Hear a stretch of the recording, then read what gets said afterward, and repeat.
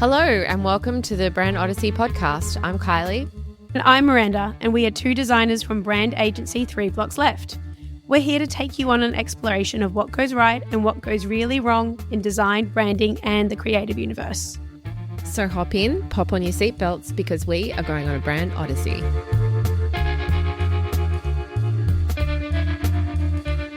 Hello and welcome to another episode of Brand Odyssey with your hosts. I'm Kylie Hanford and Miranda L. Atom.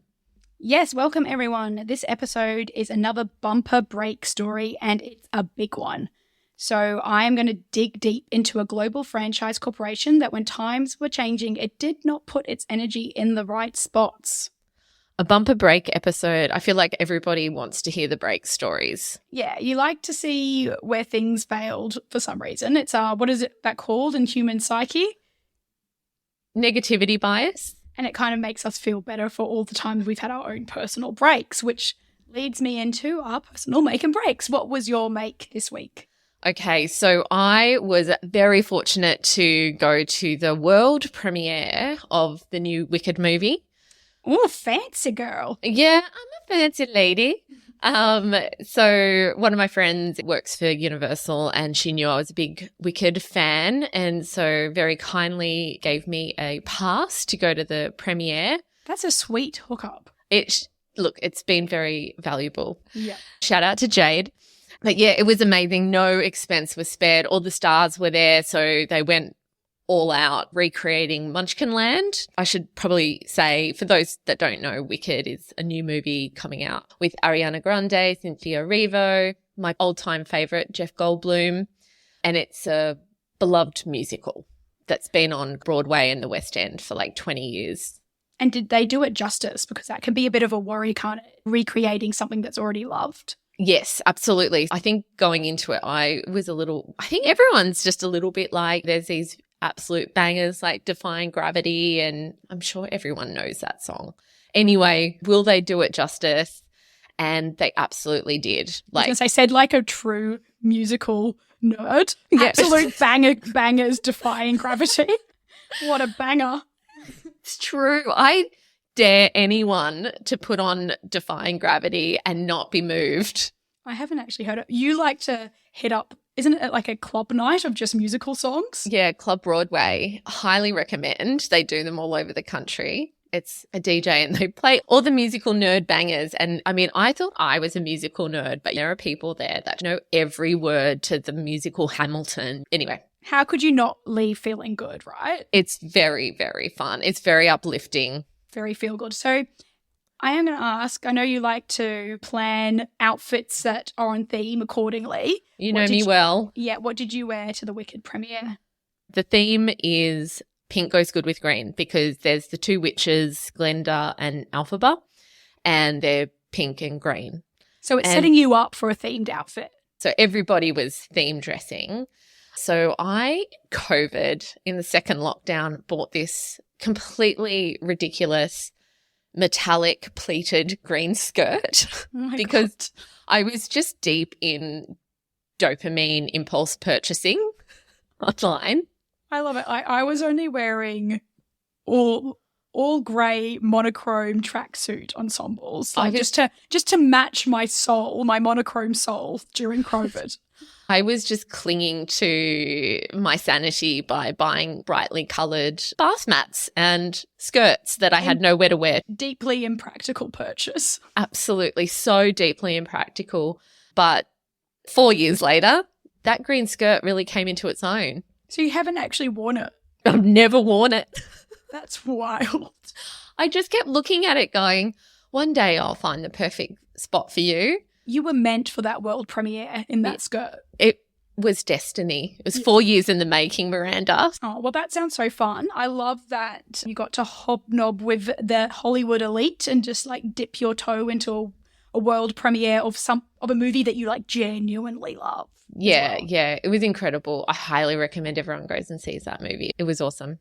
All right. I have a break story and I think my break, it's on theme with the current ones we've shared, which is just like a little bit of mess in our lives, a bit beta Barbie, if you will. I think we should just call our personal breaks the beta Barbie moment. So forgot my keys, dropped coffee on my white top kind of genre. Bleed on my hockers. Mine is me in a Westfield, and I'd gone there to use one of my Cotton On $10 purchase vouchers, which I'm in this sort of perpetual marketing loop with them. This is my problem, is I don't understand that they've worked the $10 off into their pricing, and I think I'm getting a good deal. I do understand, but it doesn't stop me going in as soon as I get a hot little voucher in my hand, straight to the store. And I was actually going to buy something for myself, and I was walking through with my 2-year-old Gus and my big old tote bag. So I often carry what I like to think of as a tote bag of tricks, which is just all the crap I might need, and there's random stuff in there, and it's full of things that I need and don't need. So we're walking through Westfield, and the temple of late-stage capitalism. Well, yes, the temple of Cotton On as well shines bright, and I walk in, and Gus is sort of around my legs, and I look down and I see these little white droplets of what I assume is either moisturizer or sunscreen. I say, "Oh, Gus, don't step on that, don't step on that." Continue shopping around the store, and then I make my way to the back with a swimsuit, a t-shirt, and the exercise shorts. Okay. I'm getting to try stuff on, and swimsuit actually doesn't look awful, so I'm feeling pretty good. I'm going to buy it. I pick up my bag, and it's in a big pool of sunscreen. Oh, no. All over the floor of the change room is just white sunscreen. And so I'm like, what am I going to do here? Like, I don't want to get it all over my shorts. I don't want to get it over the clothes. I don't want to get it over their shop. So I call a sales assistant who comes over, and they bring me a big bag, like a big... Bless them. They were so helpful and nice. They didn't shame me. They brought like some wet wipes, almost escorted me to the counter in a sort of like, do you need help getting there kind of way because you're having a bad day. Yeah. Oh, that's nice. When I was at the counter, actually, I have a burn on my hand, and I had a Band-Aid on it, and that had actually also lifted up. Oh, God, so I just Miranda, come on, girl. And the Cotton On girl, I hadn't even noticed this. The Cotton On girl there at the counter said, "Do you want a new Band-Aid? You can have a store one." Oh my God, you're like an elderly lady being helped out. It's a hot mess. Beta Barbie. That's a real Barbie moment. Was your sunscreen shame limited to the Cotton On store, or had you dripped it, around the sacred halls of other shops or Westfield, or? Well, I was straight to the Cotton On, but there would have been a little drip trail behind me. The funny thing is when I initially noticed it, I remember sort of having this like very quick thought of who would do that? Who would just drop moisturizer through a building? Which beta Barbie has done this? This little beta Barbie. That's who. It was me. So anyway, I got home. Everything was washed, and I moved on with my life. I was going to ask, how is your tote bag? Yeah, I've morphed back into Alpha Barbie now. Things are going right again.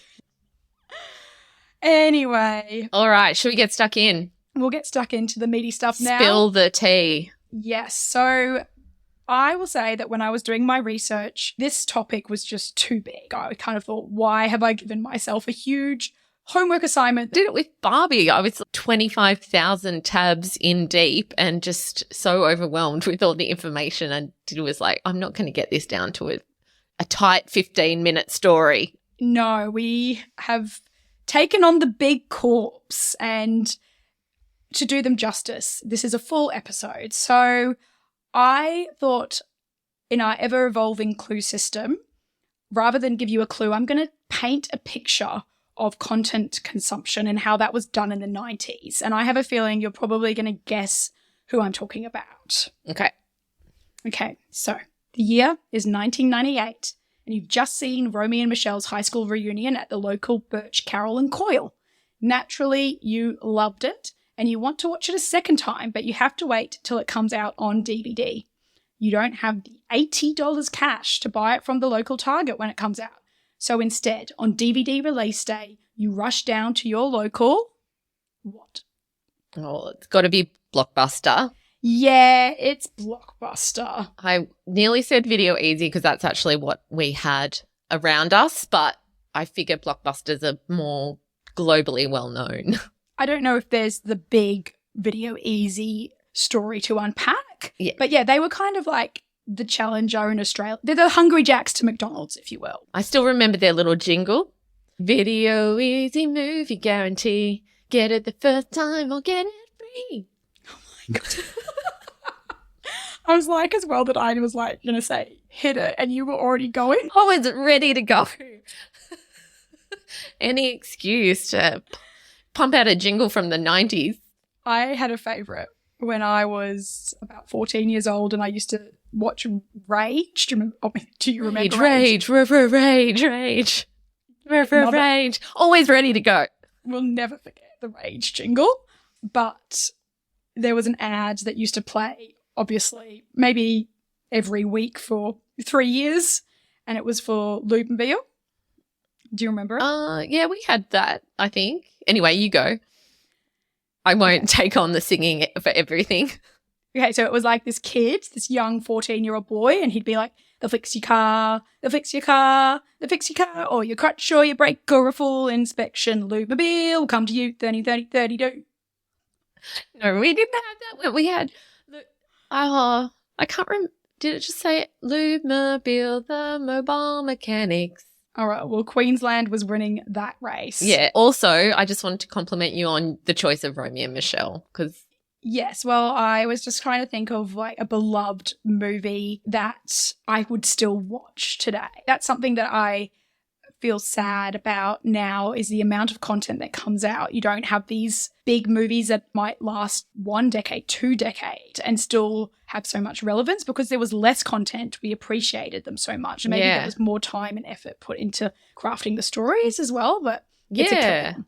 Yeah. I mean, me and my friends still quote business ladies' lunch, businesswoman's lunch. Does that come from Romeo? Yeah. Oh, it does, doesn't it? Yes, when they get dressed up in those Donna Karan business suits. They try and embody the persona of a fancy business lady. Other iconic line from that is, I cut my foot earlier and my shoe is filling up with blood. Just like you. It's just like me. I didn't even clock that. Yeah. So this is why it's a hard relate for you. I really loved that movie.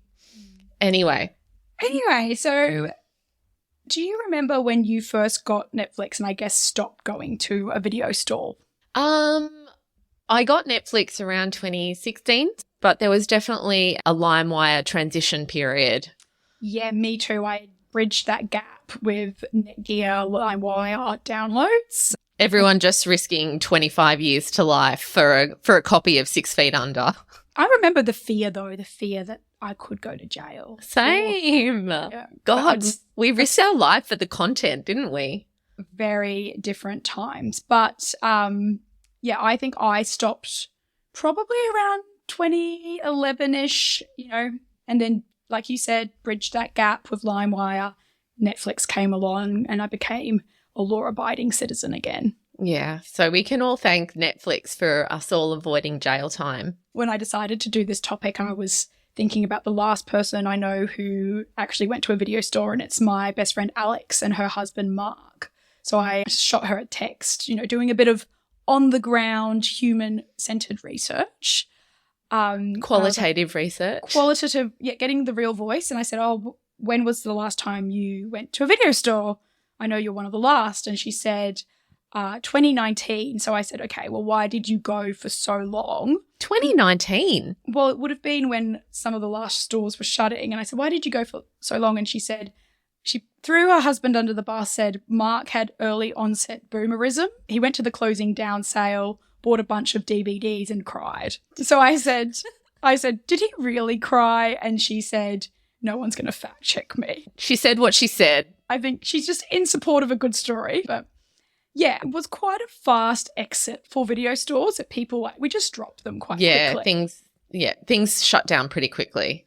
So I'll get into the story now. So like I said up front, it's a mammoth topic. I wanted to sort of only just touch on some of the influences that brought on their demise. And, there's obviously Netflix, bunch of bad hires, fires, acquisitions, financial fails.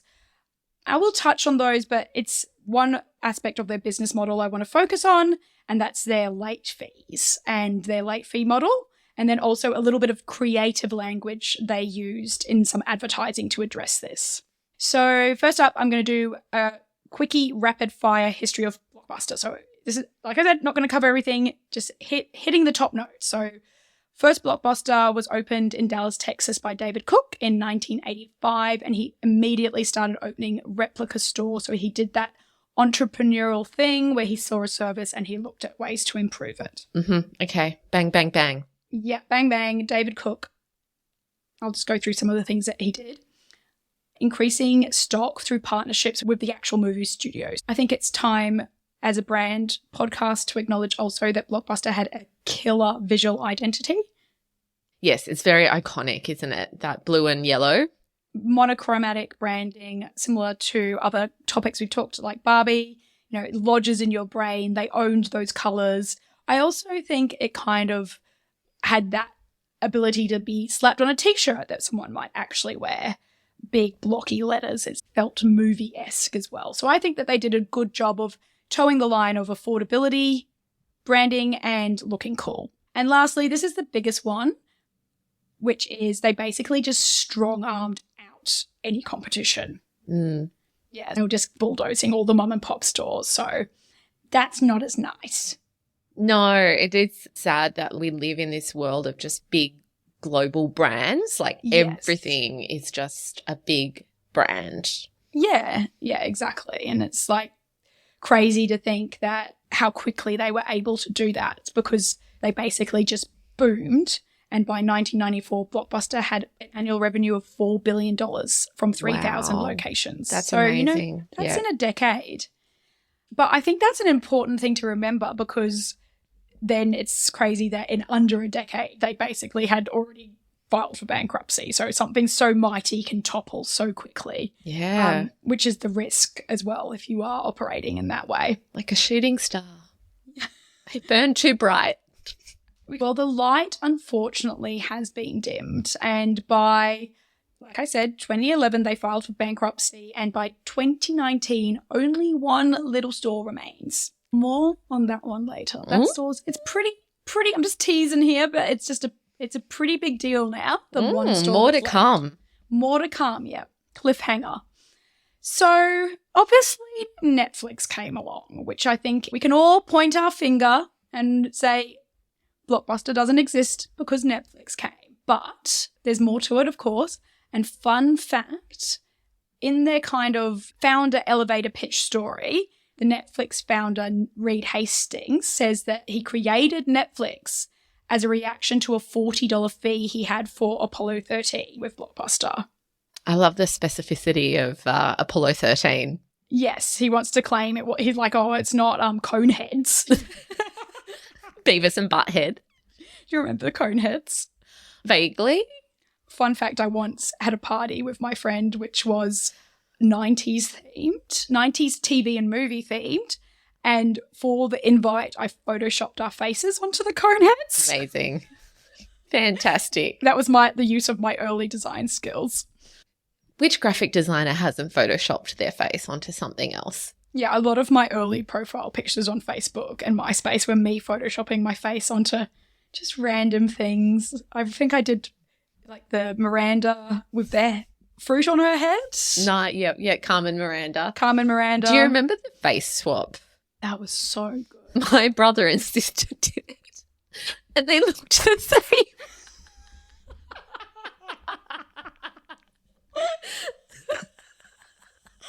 No change. That is amazing. Like, oh my gosh, you guys have the same face. The penny finally drops.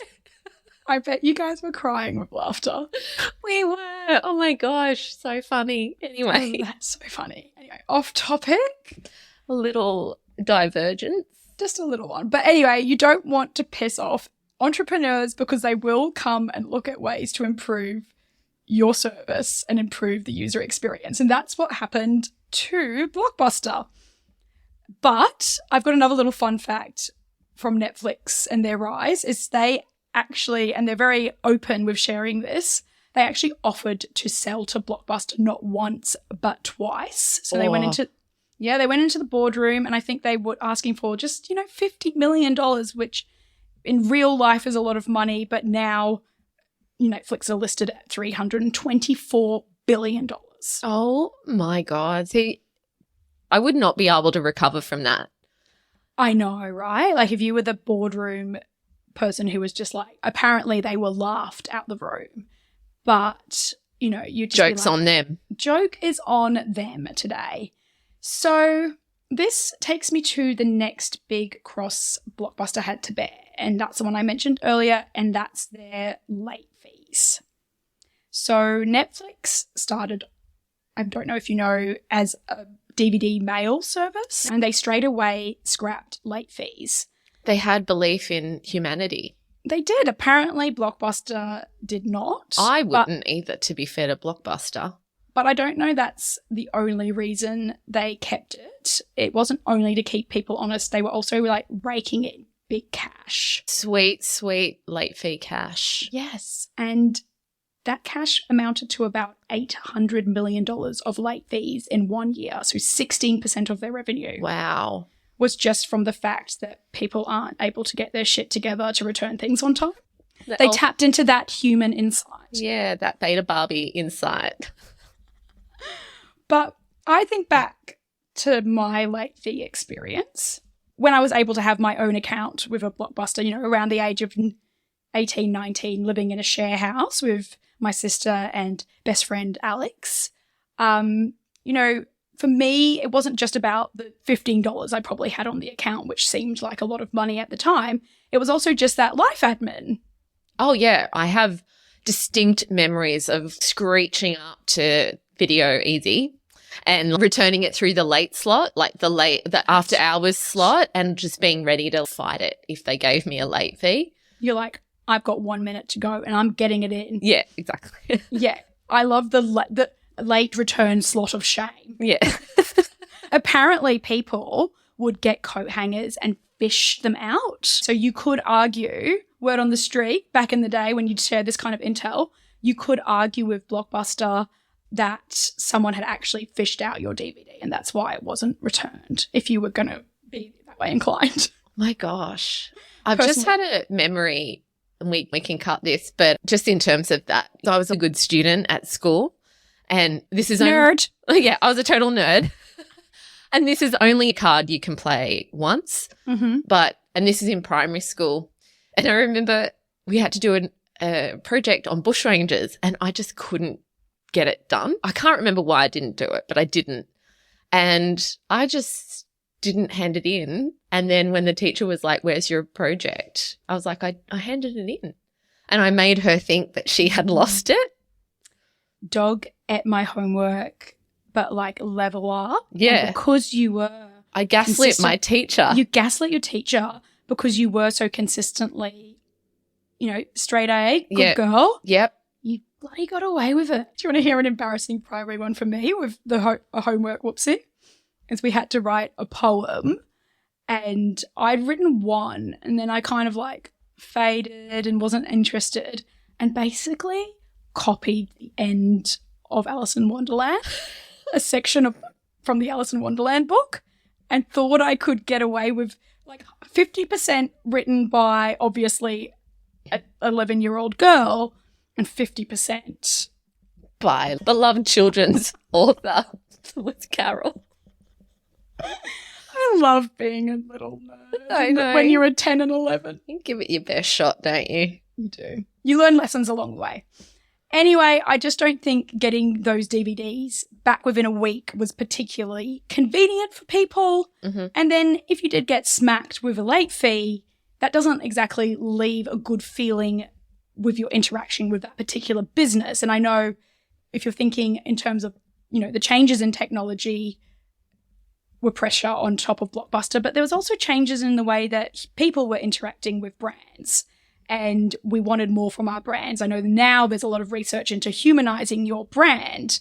So, getting a late fee and being told off means that Blockbuster's human brand was basically in the form of a traffic cop. Yeah, it doesn't bode well, does it? Nobody wants that. So they knew it was a pain point for customers. And they also knew that they were getting crushed by competitors, Netflix and other services were coming up. But they didn't want to relinquish those late fee wins and that late fee 16% of revenue. So what did they do? Oh, did they do something stupid like try and rebrand late fees? Like, yes. They're not late fees. They're personal administration failure tariffs. I really like that. I actually wish they did that because what they did is worse. Okay. Again, if only you were in the room to steer them into that direction of a rebranded late fee. A master at work. But no, they created a big ad campaign in 2003 to announce no more late fees. Okay. Yes. So the ad, I'll try and explain the ad. It's nothing special, but it's all right. It starts with this big crowd outside a Blockbuster and a banner drops down and the voiceover says in this kind of like classic, big screen movie man voice that one day you will remember where you were when you heard there are no more late fees with Blockbuster. And the crowd just goes wild. And then another voice chimes in and says, the end of late fees, the start of more, and big Blockbuster logo. Okay. Yeah. So right. what do you think? I don't hate that. What do you think they're doing? I feel like they're getting rid of late fees, Yeah, but so I feel nervous. there's a twist. Yeah, There's a I feel twist. nervous. So if you were really paying attention during this ad, there's like a tiny little line of illegible T and C's that pop up sort of near the end for like, Okay. Yeah. So this line of T and C's. So they didn't even say it like No. at the end of like, No. There's no like. this No. headache medication may kill you. Yeah. Take it your own risk. Look, the stakes weren't that high, but the T and C's do clarify that there will still, in fact, be late fees. Just jokes, guys. There will be late fees. Yeah, so it was very, very misleading. And instead of getting the no more late fees glory that they ad intended, Blockbuster got sued. Well, yeah, obviously. You Yeah, can't just say no more late fees. There will be late fees. Yeah. So they just changed the model of late fees. Just the guts to put that out there. Like, how do these people think that they're going to get away with that? I don't know. It's very, it's just lying. Straight up lying. And of course that wasn't going to go down well. So one attorney said Blockbuster promised the end of late fees, but consumers across the country were surprised when they got a bill for the full price of the video game. Wow. Or video that they checked out. So they made it Blockbuster. even worse. Yeah, I think they made the model worse. And I just think creatively it was very lazy. I mean, they set this lazy brief and they did a lazy ad based on a line. So of course they actually deserve to get this backlash. And I think it shows up top the resistance to change. Yeah. They had this model and they were not happy to think about, It's a lack of bravery. Lack of bravery. To back that thought up, I did hit up Reddit, which is our most trusted media research tool. I never knew how much I needed and loved Reddit before starting this podcast. I'm the same.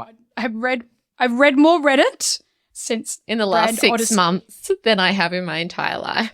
And now I love it. But yeah, this was written from a guy who worked at the agency Donor. And it sounds like Donor were their agency, for some years. This could be the creative project that pushed some designers or creatives over the ledge. Well, it definitely was for this guy because I'll tell you the story. He basically said that Doe said to them, because they're freaking out about their revenue, why don't you look into streaming? So they got their strategy team in to look at other, not just an ad, but other ways they can diversify. And basically Blockbuster said, we have a better idea. And that's a no more late fees campaign. God. They deserve what came. This is why I love uncovering the meaty details, because you think it's Netflix, but it was them. Yeah.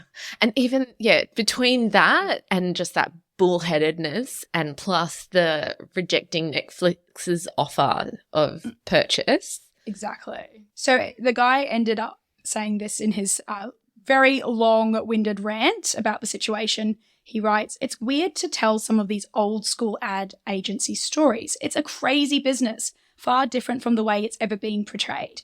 The business of air quotes creativity is a complete air quotes jumbo shrimp," whatever that means, "and trying to come up with new ideas to sell old ones sees a lot of burnout, insanity, and stories like this." Yeah, he's burnt out, man. He is burnt out. What is a jumbo shrimp? Oh, like, sorry, I'm going to Google it. Like, good idea. So it's an oxymoron, like saying the business of creativity. Those two things don't necessarily go together. I see. So it's very clever. He's obviously a very good creator. Took us a while to get there. So anyway, it's enough of my Reddit tangent. Back to business. Back to business ladies' lunch. Back to a business ladies' lunch, and a full analysis of Blockbuster's demise was, I think what we've seen here is they didn't want to innovate. They didn't want to listen to their customers or understand their customers. They didn't want to listen to the technology changes.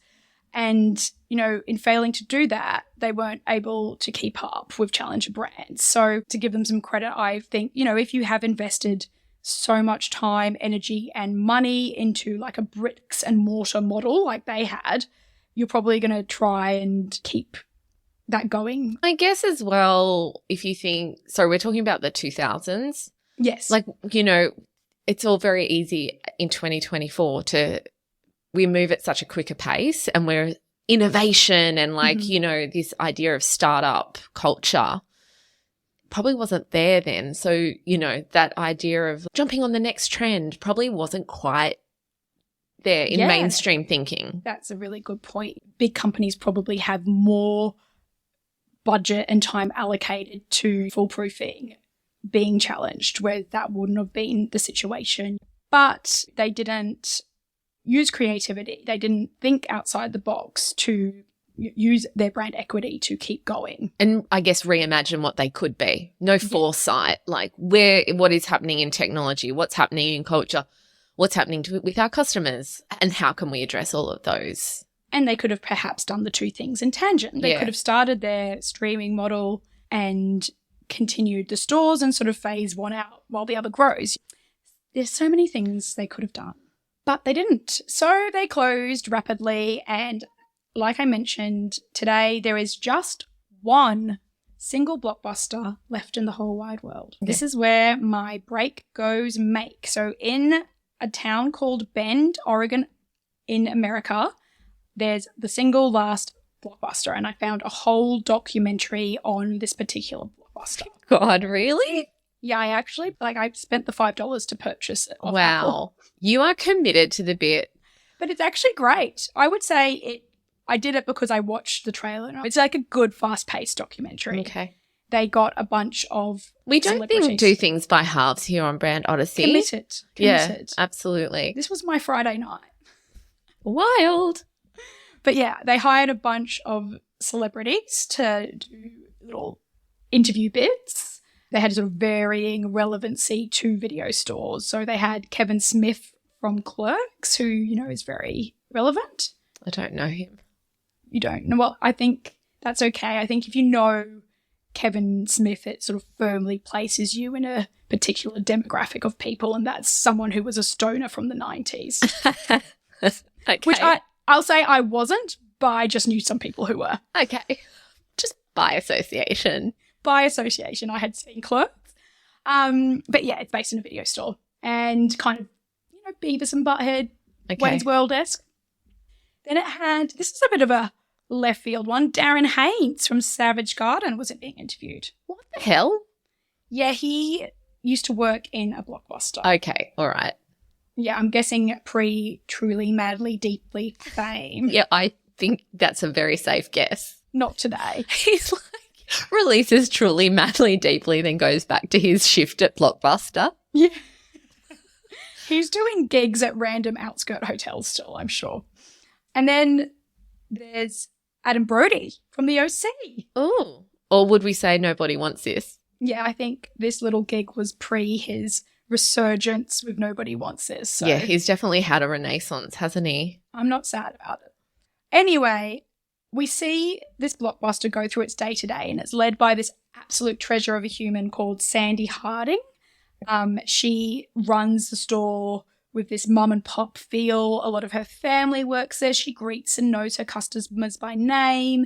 She's Lovely. very warm and passionate about this particular store and the business. Okay, so people are actually renting DVDs and...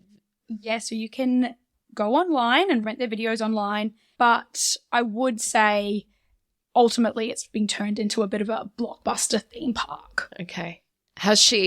Big question, has she scrapped late fees? Ooh, it doesn't touch on that. And really, the money's coming in from the merch. Okay, so a Blockbuster theme park. Well, basically you can go in, peruse, and, if you were that way inclined, get very excited about being able to touch physical boxes. And when you exit, you've got the choice of hats, bum bags, sunglasses, pens, postcards, more hats, a million types of t-shirts, jumpers and polos. You can even get a $2 fake membership card, all with the Blockbuster brand embezzled on it. Merch machine, and Sandy is working it. She's like a marketing pit bull. So behind that welcoming facade, she's got herself on every single morning show in America. And, I feel like she's constantly thinking about ways to extend the store and get the store's notoriety out there, whether it's 90s celebrities who come in and all those sort of things. So she knows what she's doing. The devil works hard, but Sandy works harder. 100%. She knows what she's doing. And as someone who loves merch, I would 100% be buying probably at least a t-shirt.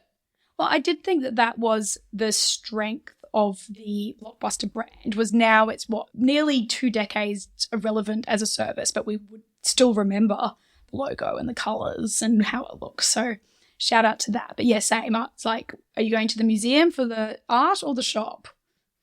Mostly the shop.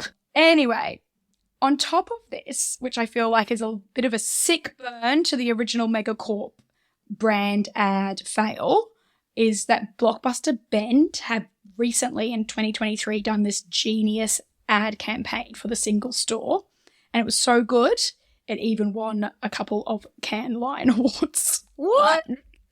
Yeah, which I'm like, it just shows you, doesn't it? I mean, the stakes are lower when you're smaller, but you don't need a big budget to come up with creative genius. Yeah, and I wonder how much, compared to their no late fees ad, their last-ditch attempt to salvage their business, I wonder how much they spent on that versus this ad. Well, a lot more from being sued, that's for sure. That's true. But yeah, basically what they did. So in America, Super Bowl, it's a bit of a cultural phenomenon. It's the one time now ads get their moment in the sun, and all the big companies pull out their biggest budget to create something funny and that will make people laugh. And in America now, smaller companies are doing these things called hijack ads, which basically means they'll run their own little campaigns, not to be shown in the Super Bowl, but on their social media. So they're jumping on the bandwagon. Oh, okay. Yeah. So Blockbuster Bend did a Super Bowl hijack ad, and I'm going to use my best descriptive powers to share what this ad was. So what they did is they basically filmed it like it was an old 80s VHS, and it's this really deserted landscape with tumbleweeds, desert, nothing is there, and you see this little cockroach scuttling through the wasteland. And then in this Arnie voiceover, it says, "Then the world ends and the internet streams no more." Why are you laughing? Where have you been hiding this extraordinary accent talent? Well, I have been practicing. Did you get any help with refining that out? I did, actually. I can't take all the credit. I did run it past Adam, who told me just to think of the get in the chopper line to get me into method acting mode. And then what was the other? I don't have a brain tumor. Oh, that was awful. You sounded Scottish. I will say accents are not something that I am good at. Neither. I was thinking we should probably have a blanket rule not to do them, but then I really wanted to perfect my Arnie. No, you did well. You did well with the Arnie one. Yeah, I wanted to prove to myself I could do it. I generally just sound like I'm having a seizure. That was bad. So anyway, the cockroach then walks into this brightly lit Blockbuster, which is the only building in this wasteland that's still renting videos as well. And the little cockroach looks up and you see the body of someone wearing a Blockbuster uniform. You don't see his head. And the little cockroach turns its little head and looks up and goes, "Hey, Steve." Hi, Steve. Yeah, hi, Steve, to the guy, which I don't know why I felt like that was a very Super Bowl moment.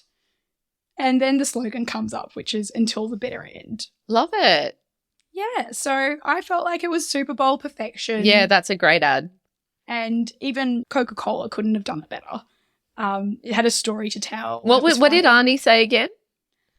When the world ends and the internet streams no more, we will still be here. I love it. You just wanted to hear. I did. My method acting again. But on top of that, you could buy copies of the ad on VHS for $2. And then this whole thing clocked up a bunch of press. That was really what it achieved, was getting press. People loved the fact that you could buy it. And LA Times said the last Blockbuster sneaks in an ad at halftime and wins the whole Super Bowl. So it was all positive, all happy. So Blockbuster Bend is really just waving the flag that we don't all have a bad taste in our mouth for Blockbuster. Like, this story is so charming that you remember the nostalgia of it. Yeah, and I think that was the one thing that Blockbuster Big Corp was trying. That was their human insight that they thought they could ride into the future with, was that their human connection, people coming together, community, authentic moments. And that's what they bottled at Blockbuster Bend as this kind of relic.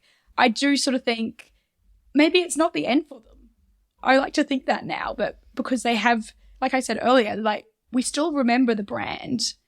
Is there a possibility that 2 decades later they can actually pull their finger out and look at technology and they could be the next streaming challenger brand that when we turn on TV, we're like Netflix, Stan, binge, Blockbuster? You Maybe. just never know. An Adam Brody renaissance in Blockbuster's future.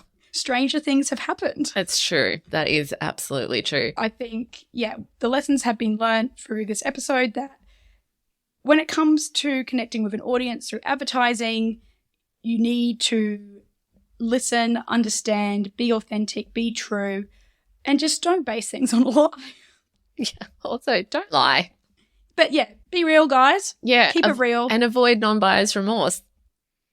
All right. Well, that's it. So, Kylie, That was great, Miranda. Well done. I think next episode we'll resume normal practicing and we'll do a make and break story, a little easy to digest nugget. Yes. Yeah. Let's make things easy next time. For ourselves. For ourselves. All right. Thanks, everyone. Bye. And so ends another expedition into the lands of brands and design. We hope you loved it as much as we love creating it. If you did, we would love you to follow us so you never miss an episode and to help other people find us. If you're interested in learning more about creating brands, we have a free brand strategy workbook you can download from our website, 3blocksleft.com.au. Until next time, stay on the Odyssey, brave creatives. Bye.